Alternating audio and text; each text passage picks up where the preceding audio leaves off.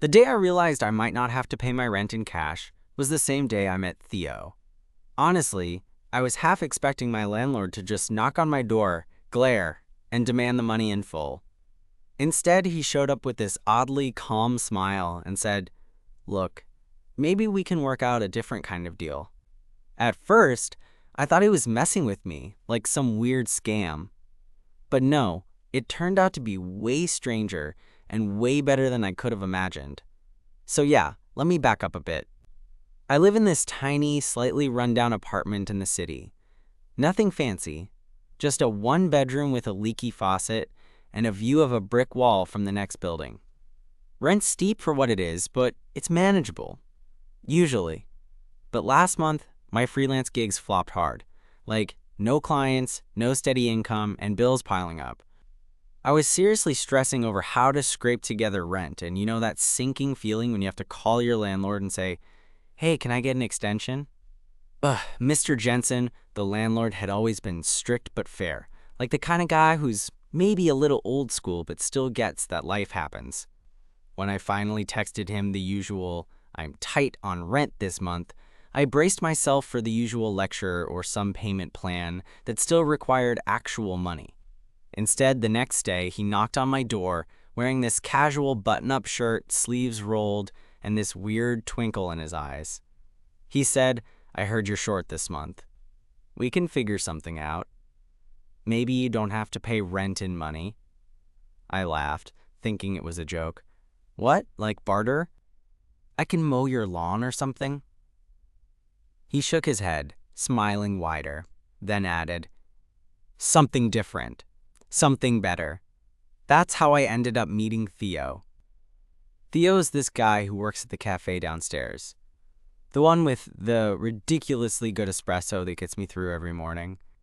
He's got these sharp eyes that somehow see right through you, and a smile that's just a little too warm to be casual. I'd noticed him for months, but never really talked beyond the usual, "Hey, one espresso, please." But when I told him about my rent situation, he offered to help. Nothing weird, just, "Maybe I can help you out, and you pay me back in another way." By the time Mr. Jensen mentioned the different way, I was already intrigued. I mean, what kind of deal could this possibly be? And how does Theo fit into it? Was this some weird landlord cafe employee scheme? The truth is, I had no idea what I was getting into. But something about the way Mr. Jensen and Theo looked at me that day made me think this might be the start of something completely unexpected. Something I didn't know I needed. And honestly, I was desperate enough to find out. So here's how it all began to unravel. After Mr. Jensen left that day, I was left standing in my cramped living room, wondering what kind of different way he could possibly mean. I imagined all sorts of stuff. Cleaning the building, fixing things around the place. Maybe even helping with his taxes, which honestly sounded like a nightmare. A couple of hours later, I ran into Theo downstairs, wiping down the counter during a slow moment at the cafe. I figured, why not just ask him straight up? "Hey, so my landlord said I could pay rent in a different way." I said, half joking, "And then you said you could help. What's the deal?" Theo looked up, eyes sharp but soft. "Yeah, I told you that. I mean, it's not about money exactly. More like a favor system, something that works for everyone." I blinked, trying to process that. "Favor system? Like, what kind of favors?" "You know," he said, leaning a bit closer. "Things that aren't cash but still have value. Skills, time, whatever you can offer that's useful. Like, I do some freelance graphic design on the side, so I could help with posters or social media for the cafe. You're a writer, right? Maybe you help me with that stuff, and that counts as rent." I laughed, the weight of my worries easing up just a little. Okay, that sounds better than I thought. But Mr. Jensen mentioned something about a deal with me specifically. I'm not sure what he meant. Theo shrugged, then smiled in that easy way that made me want to grin back, even if I was confused. Maybe he's just trying to shake things up. "Anyway, why don't you hang around tonight? We're closing late, and I can introduce you to him properly." There was something about the invite that felt more like an opportunity than a favor. So, I agreed. That evening, I showed up at the cafe just before closing. The place was cozy, the dim lights giving it a softer vibe than the harsh daylight hours. Theo was behind the counter, and I noticed Mr. Jensen sitting at a corner table, nursing a cup of coffee. He looked different in this setting, less the strict landlord, more like someone who belonged here. Theo waved me over. "Come meet the man of the hour," he joked. Mr. Jensen stood and shook my hand, his grip firm but friendly. "Glad you could make it," he said. I took a seat, curiosity bubbling beneath the surface. That's when Mr. Jensen started to lay it out. "Look, I know rent's tough for you right now, and I don't want to be the guy who kicks you out just because life's being a jerk. So here's what I'm thinking. You help out around the building. Little things I can't always get to. Fix a faucet here. Paint a wall there. It's not a full-time job, just enough to count as rent."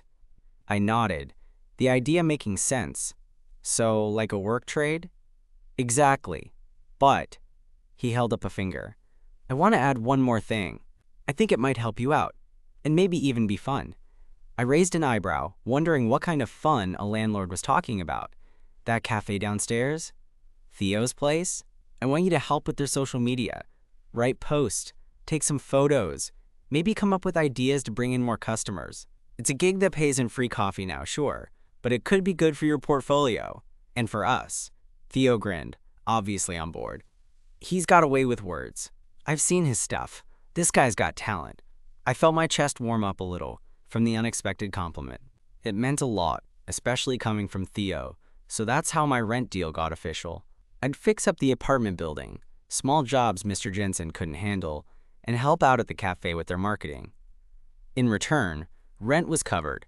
No cash needed. Just effort, time, and, well, me showing up.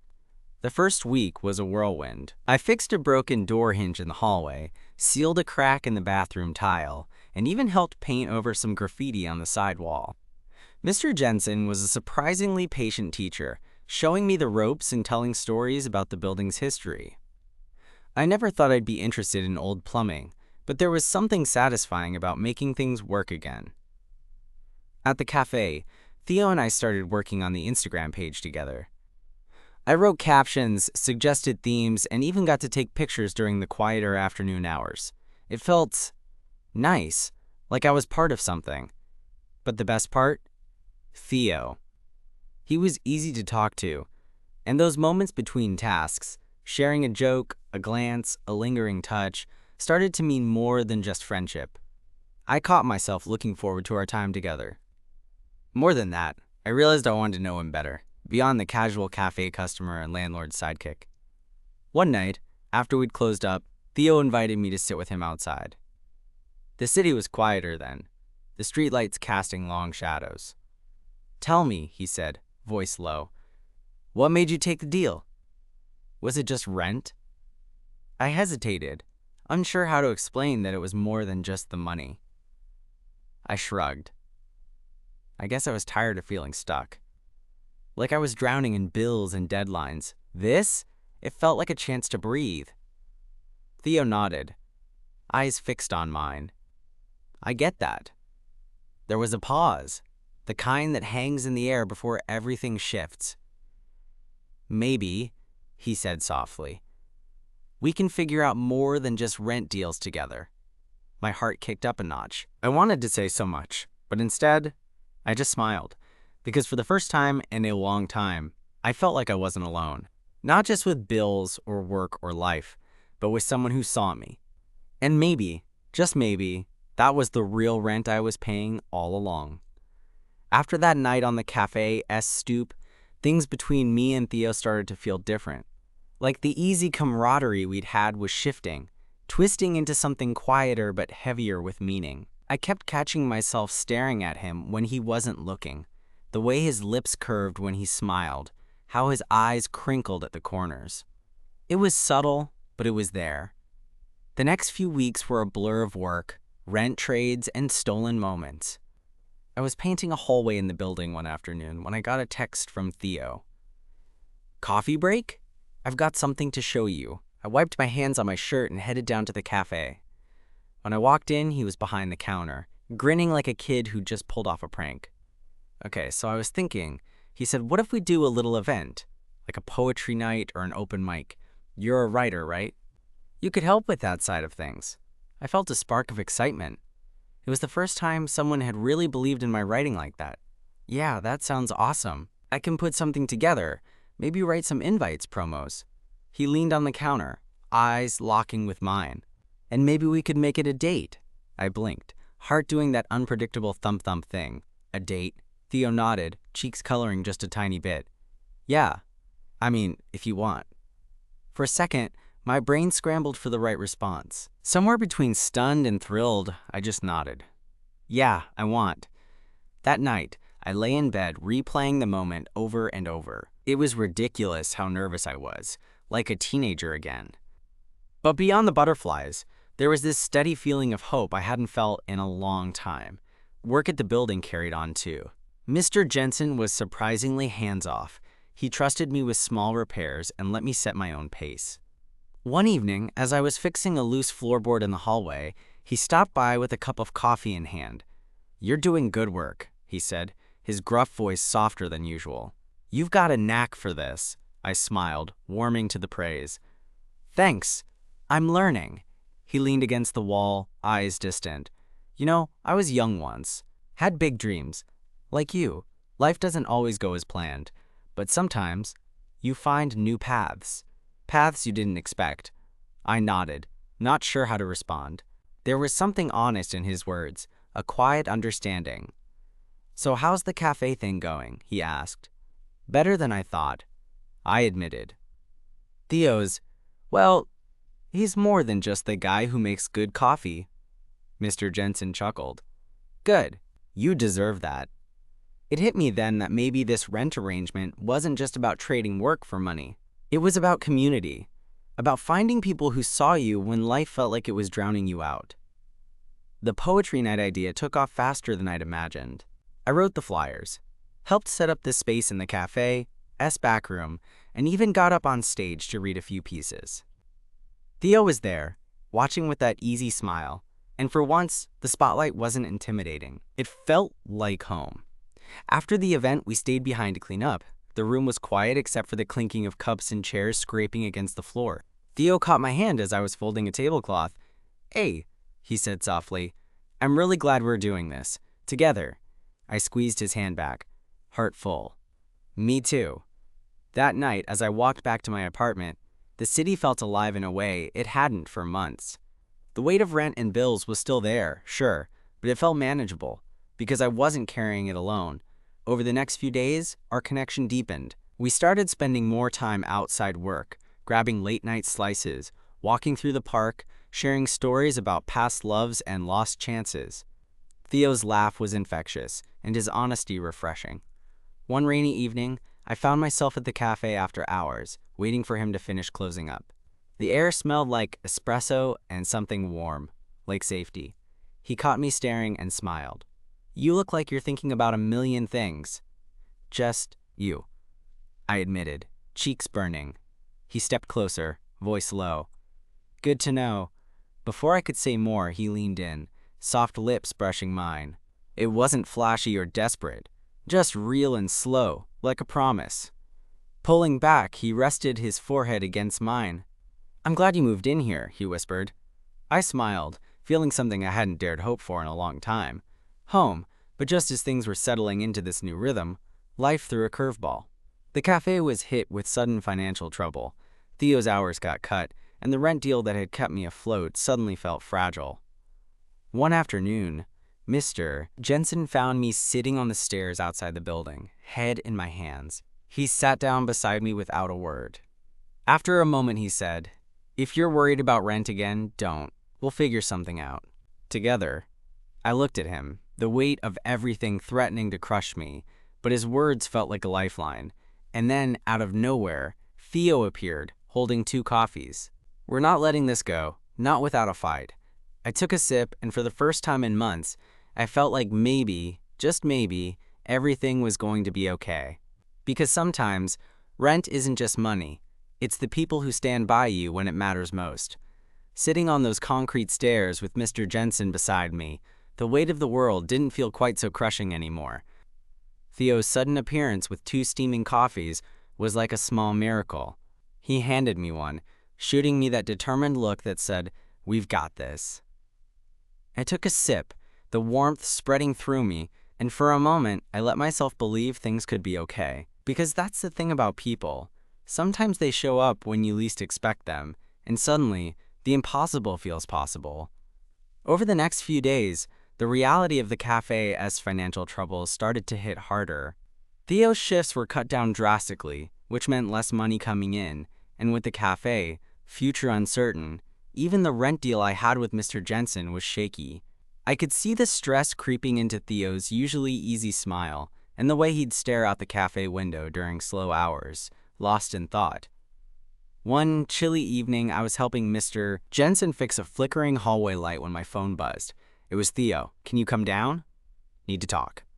The urgency in his message made my stomach twist. I wrapped up the electric work quickly and headed to the cafe.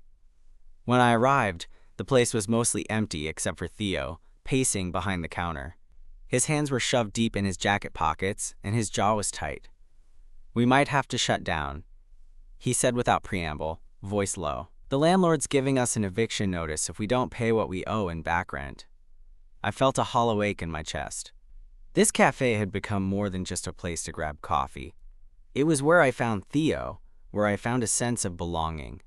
"What about the deal with Mr. Jensen?" I asked. Theo shook his head. "He's already stretched thin with the building repairs and other tenants. He can't cover this, not without risking his own place." I wanted to say something reassuring, but the worry was thick in my throat. "Look," Theo continued. "I know we're scraping by, but I don't want to lose this place. It's everything right now." It hit me then that this was bigger than rent or work trade gigs. It was about holding on to the little pieces that made life bearable. That night, after locking up the cafe, I called Mr. Jensen. His voice was calm, but tired. "I'm trying to figure something out," he said. "Maybe there's a way to negotiate with the landlord, or find some temporary help." I sighed, feeling the frustration bubble up. "I don't want this to fall apart." "Neither do I," he said with a quiet firmness. "You and Theo have brought life back into this building. We'll find a way." The next day, I met Theo at the cafe for a late lunch. We sat in our usual corner, the noise of the city outside a dull roar. "I hate feeling helpless," I admitted. "I want to do more." Theo reached out, covering my hand with his. "We'll figure it out, together." There was something steady in his touch, like an anchor. Over the weeks that followed, we threw ourselves into finding solutions. I drafted grant applications for small business aid while Theo reached out to local artists and musicians for fundraising events. We planned late-night open mics, art shows, and even pop-up markets in the cafe space. Mr. Jensen chipped in where he could, coordinating building tours and helping organize volunteers for the repairs. It was chaotic, exhausting work, but it felt like a mission. One night, after a particularly long day setting up for a fundraising event, Theo and I found ourselves alone in the quiet cafe. The scent of brewed coffee lingered in the air, mingling with the soft hum of the city beyond the windows. "I don't know what I'd do without you," he said, voice low as he looked at me. I shrugged, feeling a warmth spread through me. "Same here. It's like, suddenly, rent isn't the only thing that matters." He smiled, reaching out to tuck a stray lock of hair behind my ear. That small touch sent a shiver down my spine. "I was scared," he admitted. "Scared we'd lose everything. But having you here, it makes it feel like we're not alone." The tension between us thickened, but it wasn't just desire. It was something deeper, a bond forged through struggle and hope. I leaned in, my forehead resting against his. "We'll keep fighting. Together." He nodded, and in that moment, the world outside faded away. The fundraiser night arrived, and the cafe buzzed with energy. Local musicians played, artists displayed their work, and neighbors stopped by, drawn by the buzz and the promise of community. Theo and I worked side by side, sharing smiles and quick touches amid the chaos. Mr. Jensen even showed up, his usual gruff demeanor softened as he chatted with guests. As the night wound down, we counted donations and realized we'd raised enough to cover the rent for the next few months. Relief washed over me like a tide. Outside, Theo slipped his hand into mine. "See? We're stronger than we think," I squeezed back, heart full. "Thanks for believing in us." He smiled, eyes shining. Always. Walking back to my apartment that night, I felt something settle inside me. A quiet confidence that no matter what came next, I wasn't facing it alone. And maybe, just maybe, that was the best kind of rent to pay. The days after the fundraiser felt like a fresh start, almost like the universe had hit reset for us. The cafe was humming with new energy, thanks to the crowd that had shown up and the people who'd started noticing Theo's place again. Even Mr. Jensen seemed more relaxed, less the landlord breathing down my neck, and more like this quiet ally who actually wanted us to succeed. Theo and I were working together more than ever. When he wasn't brewing coffee or managing the cafe, we were brainstorming new ideas to keep the momentum going. I was writing promotional posts and emails, sometimes even coming up with little stories or profiles about the customers and staff. He'd watch me work, eyes soft, and sometimes joke that I should be the official cafe poet. One afternoon, I found myself in the back room, scribbling ideas in a notebook when Theo walked in with 2 cups of coffee. He plopped down beside me, handing me one. "Guess what?" he said, excitement sparking in his eyes. I took a sip, already curious. "What?" "We got a local magazine interested in doing a feature on the cafe. Said they love the vibe and want to highlight community spots." I blinked, surprised. "No way. That could be huge." He nodded, grinning. "Yeah, and they want to interview both of us." The idea of being in an interview was nerve-wracking, but also kind of thrilling. It felt like we were stepping into something bigger than just rent deals and repairs, like our little world was expanding. That evening, after the cafe closed, Theo and I sat on the stoop outside the building, the city lights casting a gentle glow around us. "You ever think about the future?" I asked, swirling the last bit of coffee in my cup. He smiled faintly. "Sometimes. I used to be scared of it, like everything would just fall apart. But now, it feels like maybe we can build something.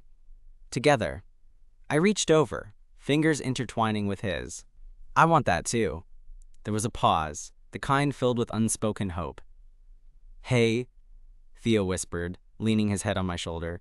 "Thanks for sticking around, for not giving up." I squeezed his hand. "I'm not going anywhere." A few days later, we had the magazine interview. Sitting together in the cafe's cozy corner, Theo and I answered questions about the business, the community, and how the whole paying rent in a different way thing came about. The interviewer seemed genuinely interested, making us laugh and helping us open up. Afterward, walking home in the cool evening air, Theo stopped me with that familiar, mischievous grin. "So, fancy celebrating? Maybe dinner? Somewhere that's not work-related?" I laughed, feeling the warmth in my chest spread again. "I'd like that." Dinner was at this little Italian place tucked between bookstores and vintage shops. The kind of spot that didn't feel like a restaurant, but more like someone's dining room. We talked for hours about everything and nothing. Our dreams, our fears, the way life had thrown curveballs but also new chances. At one point, Theo reached across the table and covered my hand. "I'm glad you're here with me." I swallowed, the words catching in my throat. "Me too." After dinner, we wandered the quiet streets, lights reflecting off wet pavement from a recent rain. Without thinking, I stopped and pulled him close, our faces inches apart. "I've wanted to do this for a while," I confessed. His smile was soft, eyes shining. "Me too." And then, finally, our lips met. It was gentle, the kind of kiss that felt like coming home after a long journey. As we pulled away, breath mingling, I realized how far we'd come. From a weird rent deal to something real, something worth fighting for. But just when things felt like they were settling into this beautiful rhythm, life had another surprise in store. One morning, I woke up to a text from Mr. Earl. "Jensen, need to talk. Meet me at the building after work." No explanation, just that. All day my mind raced. Was there a problem with the repairs? Had the rent deal fallen through? Was he going to tell me I had to move out? After my last freelance call, I headed to the building. The hallway smelled faintly of paint and old wood. Mr. Jensen was waiting outside his office, arms crossed. "Glad you could make it," he said, motioning for me to sit. I took a seat, heart pounding. "There's something I haven't told you," he began, voice low. "About the building." "About me?" I leaned in, curiosity burning. He sighed. "I'm thinking of selling." The words hit me like a punch. My stomach dropped. "Selling?" My voice was barely a whisper. "But what about the cafe? What about the rent deal?" He looked at me, eyes tired but resolute. "The building needs too much work. I can't keep up. Whoever buys it might not be as understanding." I felt panic set in. The place that had become my home, the cafe, Theo, all at risk. "Isn't there anything we can do?" I asked, desperate. Mr. Jensen shook his head. "I wanted you to hear it from me first. I'm sorry." Walking back to my apartment, the weight of uncertainty pressed down hard. I pulled out my phone and called Theo. "Hey," he answered, warm as always, but I could hear the tension underneath. "We need to figure this out," I said. "Together." And just like that, the fight wasn't over. It was only just beginning. The news about the building being up for sale hit me harder than I thought it would. I spent the next few days in this weird haze, trying not to imagine what losing the place would mean, not just for me, but for Theo and the cafe that had become our little sanctuary. But then something shifted.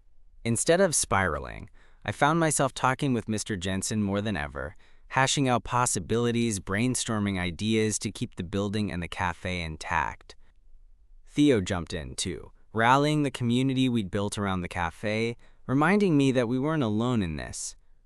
One afternoon, as we sat together in the cafe, Theo squeezed my hand and said, "We've come too far to let this go without a fight." It was true. We had built more than just a rent deal or a business. We had something that mattered, a connection, a home, a future. A few weeks later, after countless meetings, phone calls, and handwritten petitions, we managed to find a local couple eager to buy the building, not to flip it into some soulless high-rise, but to preserve its character and keep the cafe running. The relief was like a weight lifting off my chest. That evening, Theo and I walked up the stairs to my apartment, the building feeling warmer somehow, alive with possibility. We stopped outside my door, and for a moment, neither of us spoke. Then he pulled me close, his eyes searching mine. "I'm proud of us," he said softly, "for everything we've done. For finding each other." I smiled, feeling the full circle of everything, how a simple rent problem led me to this, to him. "I'm proud too," I admitted, "and I'm not going anywhere." He leaned in, and our kiss was slow and sure, like a promise sealed without needing words. Later that night, lying in bed with his head on my chest, I thought about how strange and unexpected life could be, how a landlord's unusual offer had led me to a community, a purpose, and love. That rent, I realized, wasn't always about money. Sometimes it was about finding people willing to invest in you, through trust, support, and a little bit of courage. And that kind of rent, I'm more than happy to pay forever.